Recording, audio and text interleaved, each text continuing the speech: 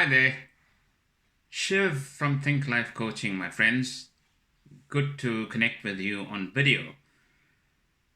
I've recently been to India. I'd taken a month off and gone to India last month, uh, August actually, to be precise.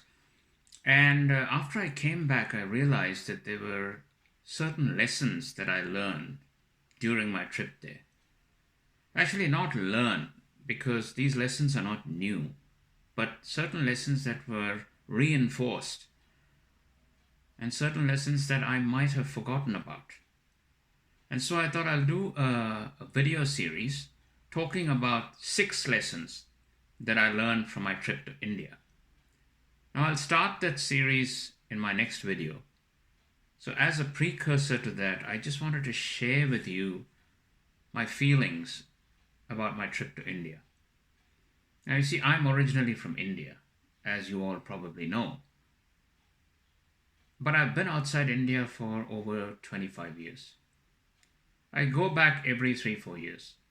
And every time I go back, I see that there is tremendous change that's happened. But what's interesting is that I feel India is a land of dichotomy. Now, it's a cliche that India is a land of diversity, but I'd like to add that India is a land of dichotomy. And the reason I say that is that it's very interesting to note that modernity and tradition go hand in hand. What I mean by this is I'll give you a couple of examples. Now, every time I go back to India, I see that there's tremendous infrastructure development. There's new flyovers, there's rail links, there's new roads, multi-lane highways, and so on. So there's all of that. And to add to all of that, there is supermarkets, supermarket chains. You name it, they're all in India. Obviously, the world brands need to be in India thanks to India's population base and purchasing power. And many years ago, when I heard about all these multinational products, brands, supermarkets coming into India, I was wondering what would happen to the little store owners, the corner store, or what we call in certain cities in India as the Kirana shop. And in Chennai, it's called the Pottikadai. That's in Tamil. So I used to always wonder, how are these people going to survive when the whole boom of the giants come in to India? But I was pleasantly surprised, and trust me, I didn't think this would happen this way. But I was pleasantly surprised to see that the supermarkets and the corner shops operate concurrently. So it's not one instead of another. It's not one replacing the other. So while you've got the snazzy supermarkets, you've also got the corner shops where the service is very personalized.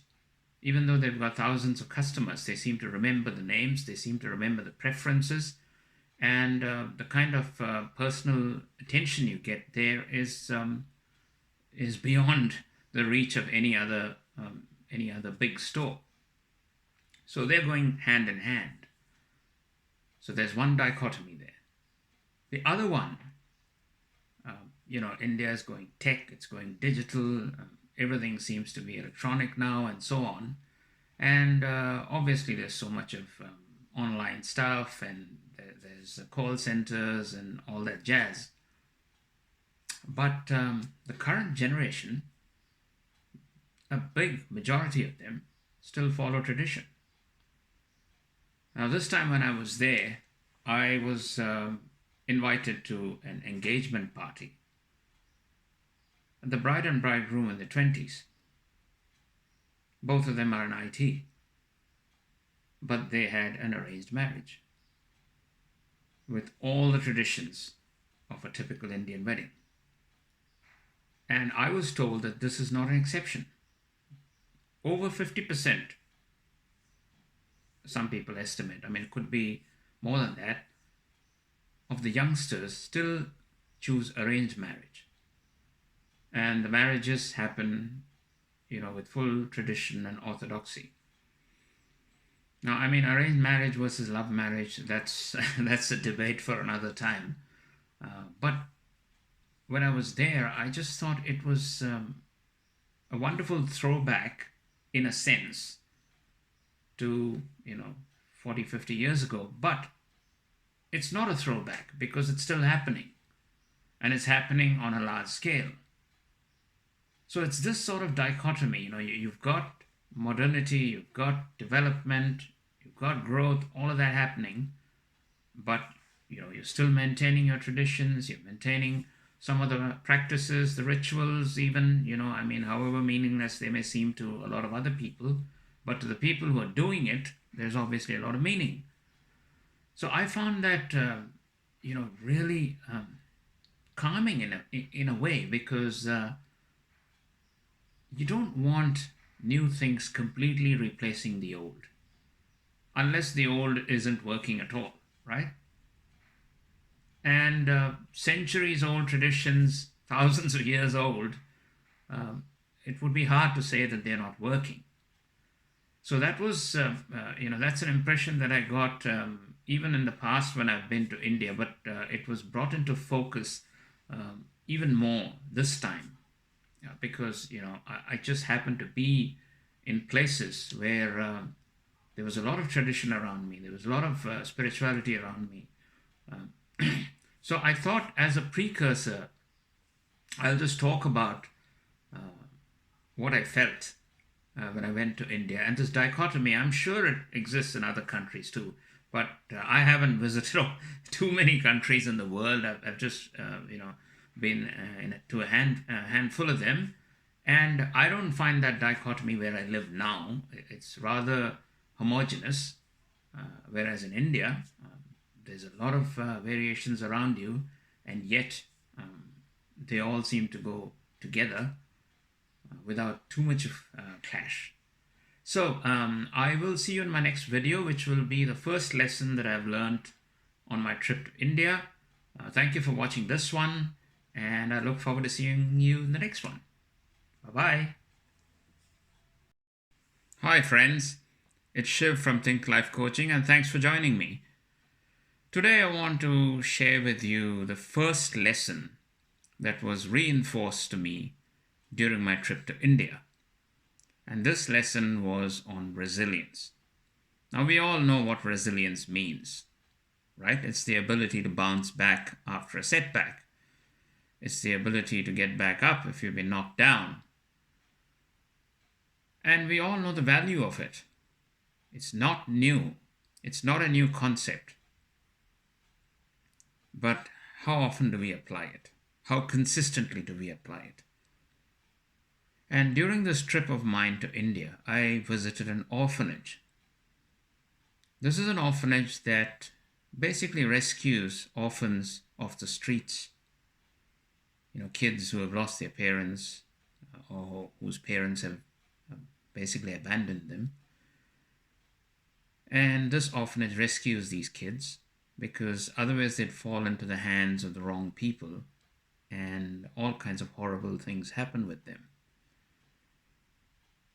Now, I spent a bit of time talking to some of those kids and talking to the founder of this organization, and it is just mind-boggling how these kids keep trying despite the most trying circumstances. They've been rescued from horrific situations. They've seen more horror in their lives, in their short lives. Just some of them are as young as 3 years old. But they've seen more horror in that short period than most people see in a lifetime. And yet these kids have beaming smiles and they work hard. This orphanage gives them food, shelter, education, and helps them stand on their own 2 feet. I happened to see a girl, I spoke to her, who is on the verge of leaving. Actually, she's left the orphanage, but she still volunteers there. She completed her schooling. She's done her college education. She has successfully qualified in the Indian Civil Services exam, which is one of the toughest exams in India. So now she's set for a glorious career in the civil services. And she came to the orphanage at the age of 6. Look where she is headed to now. So it's remarkable. It's remarkable what people can do if they're resilient. And that's why it's such an important quality to have, but not just to have, but to practice, but to be consistent with it. Remember that quote from Rocky, the unforgettable quote? What was that? It's not about how hard you hit, it's about how hard you can get hit and keep moving forward. So that was my first lesson, a lesson on the importance of resilience that was reminded to me and emphasized to me, not just from all the hundreds of examples that I see on the street in India on an everyday basis, but specifically this one visit to the orphanage that brought home this quality and the importance of it in no uncertain terms. Thank you for watching this one, and I'll meet you in the next video. Take care. Bye. Hi friends, Shiv from Think Life Coaching here. My second lesson on my trip of India was a lesson of gratitude. You know how easily we take things for granted and we don't value what we have and end up wanting what others have?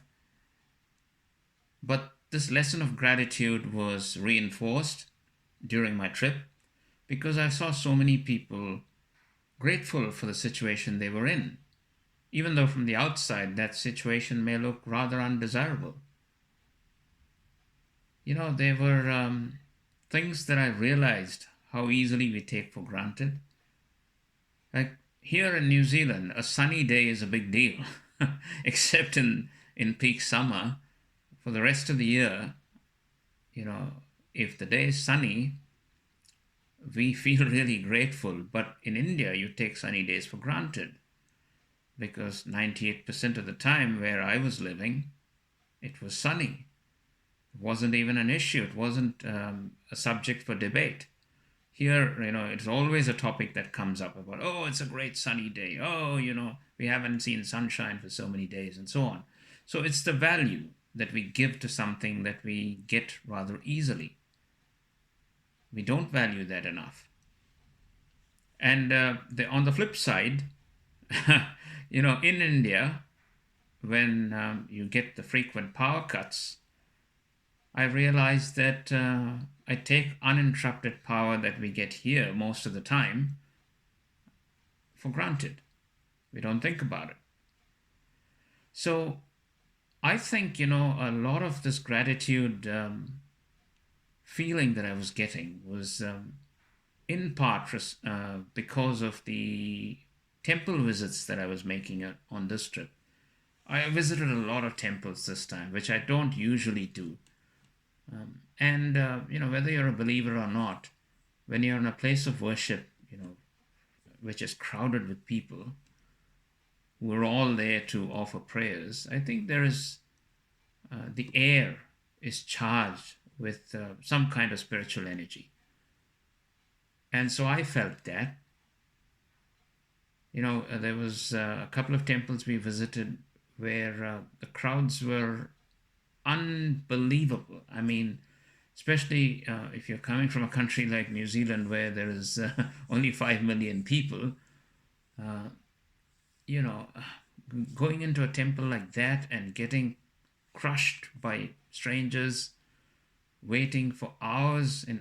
At one temple, we waited for over 6 hours to actually get inside the temple and get to see the deity, which you could only see for a few seconds. So I was sitting there getting crushed by all these people, and I was thinking, What the hell am I doing here? Why am I stuck in this place? And I was kind of frustrated and, grumbling. And I was talking to a guy who was squeezing against me, a stranger. And I was saying, I don't know how people do this. And what, for me, it's different. I just happen to be here because of my wife who wanted to be there more than anything else. But he said, you know what? I'm grateful that I can be here. I'm grateful that I'm in a position to come here on my own and spend hours waiting. And he really stopped my complaining in my tracks. I just looked at him and I thought, wow, we talk of the attitude of gratitude. This man is practicing it. So the lesson for me was, try and be grateful for what you have. Don't mourn and whinge about what you don't have, because everybody has stuff that they have and stuff that they don't have. And it's up to you to appreciate what you have and show gratitude.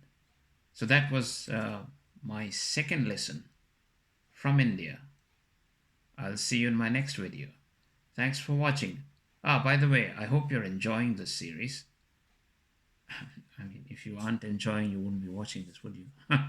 All right. Take care, my friend. We will meet again in the next video. Bye-bye.